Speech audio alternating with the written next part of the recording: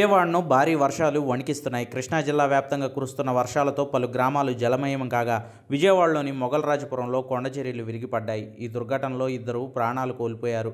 భారీ వర్షాలకు రోడ్లపైకి నీరు వచ్చి ఇలా నిలిచిపోతోంది. బస్టాండ్ సమీపంలో కురిసిన వర్షానికి బస్సులు, లారీలు నీట మునిగిపోయి కనిపించాయి. మాయవరంలో జాతీయ రహదారిపై వర్షం నీరు ఇలా ప్రవహిస్తుండగా, ఎన్టీఆర్ జిల్లా వీర్లపాడు మండలంలో కట్టలేరు వాగు పొంగి ప్రవహిస్తోంది. రంగాపూర్, జజ్జూరు మధ్య రోడ్డుపైకి కట్టలేరు వచ్చేయడంతో రెండు గ్రామాల మధ్య సంబంధాలు పూర్తిగా తెగిపోయాయి.